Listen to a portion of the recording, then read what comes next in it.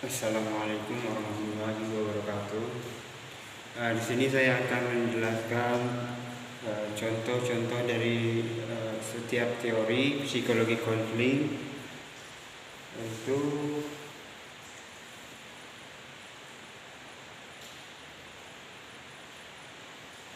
yang pertama teori psikoanalisis.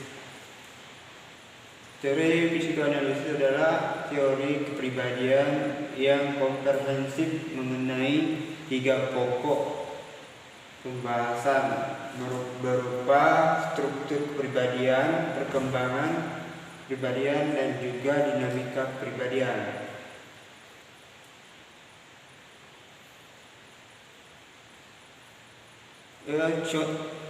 Ketiga contoh itu yaitu mempunyai yang pertama ada id, merupakan sumber segala energi. Contohnya saya pengen makan, itu kata otak saya. Lalu ego bekerja untuk mendapatkannya. Super ego adalah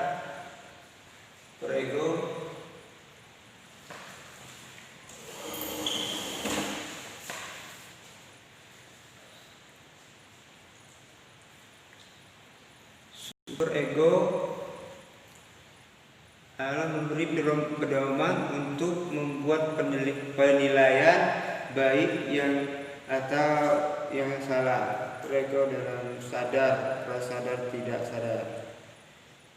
Jadi bagaimana super ego sadar itu? Kita lanjutkan saja. Teori yang kedua yaitu analisis transaksional. Teori analisis transaksional atau transaksional analisis adalah teori yang memakai setting setiap individu atau kelompok dengan melibatkan kontrak yang dikembangkan konflik dengan menyebutkan secara jelas mengenai arah dan tujuan dari proses terapi tersebut.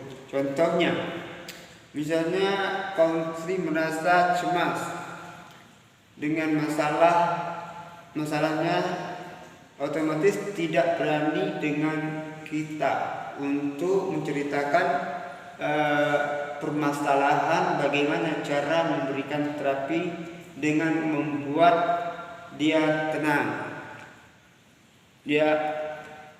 Membuat dia tenang dulu kan. Lalu selanjutnya ada teori behavior.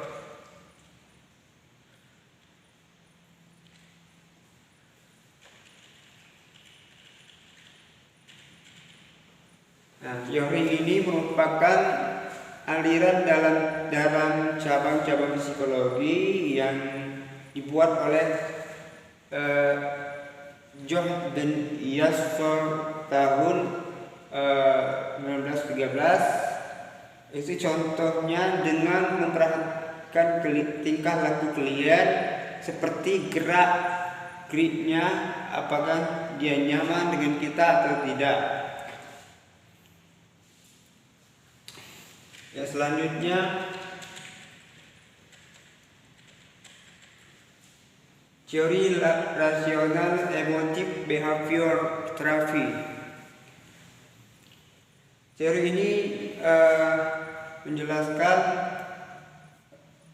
lebih menekankan pada keterkaitan antara perasaan, tingkah laku, dan juga pikiran. Contohnya itu adalah sudah tahu kita banyak tugas, kita tetap saja santai, ngopi, itu kan otak kita tidak berjalan dan tidak berpikir.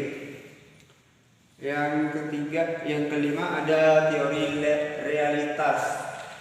Teori realitas ini merupakan jenis terapi dalam psikologi, merupakan teori yang dikembangkan oleh William Glasser yang merupakan seorang psikolog asal California. Ini contohnya, kita tidak menceritakan masa lalu dan si klien. Kita menceritakan masalah klien yang sekarang atau yang kekinian. Yang keenam ada teori eksistensial humanistik. Teori ini pada dasarnya percaya jika setiap individu mempunyai potensi. Jadi individu itu mempunyai potensinya sendiri, seperti bakat, minat dan sebagainya. Apa contohnya? Mulai saat ini si klien tadi harus berubah apapun yang dia lakukan dengan keinginannya, sesuai dengan keinginannya. Yang ketujuh, teori klien centered atau teori terapi yang berpusat pada klien ini sering juga disebut dengan psikoterapi. Apa contohnya? Contohnya klien sudah mengenal dirinya sendiri, sudah tahu siapa dirinya, mau kemana dirinya, bagaimana seharusnya dia terus saja melangkah ke depan walaupun banyak yang hujat dari belakang atau ya itulah mencaci maki segala macam. Yang kedelapan, teori Gestalt. Teori Gestalt ini adalah terapi eksistensial yang memiliki landasan premis jika setiap individu baru harus bisa menemukan cara sendiri dalam hidup. Contohnya, kalian sudah tahu dan mau memulai hidupnya yang baru, tidak ragu-ragu lagi dalam melangkah dalam setiap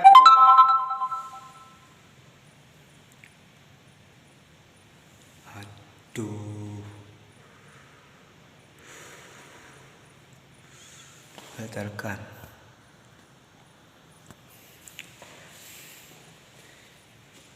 Dalam setiap langkahnya itu menuju ke depan. Tidak lagi misalnya dia sering mabuk-mabukan atau lain sebagainya. Yang selanjutnya ada teori elektik. Teori elektik atau disebut juga teori dengan konflik integratif merupakan gabungan dari teori konflik dengan pertimbangan mengenai kelebihan dan kekurangan dalam setiap teori. Itu contohnya dengan mempertimbangkan setiap teori. Jadi setiap teori itu ada pertimbangannya, apakah bagus atau tidak. Teori trade and factor. Teori yang dipelopori William Son ini memiliki pandangan terapi perilaku kognitif yang irasional dan dengan memakai pendekatan untuk memenangkan yang kesulitan memakai cara logis rasional. Bagaimana teori ini? Contohnya bagaimana teori ini berpandangan yang logis, yang bisa diterima oleh klien, tidak ragu-ragu, klien tidak ragu-ragu dalam menerima setiap apapun yang konselor katakan. Oke, terima kasih.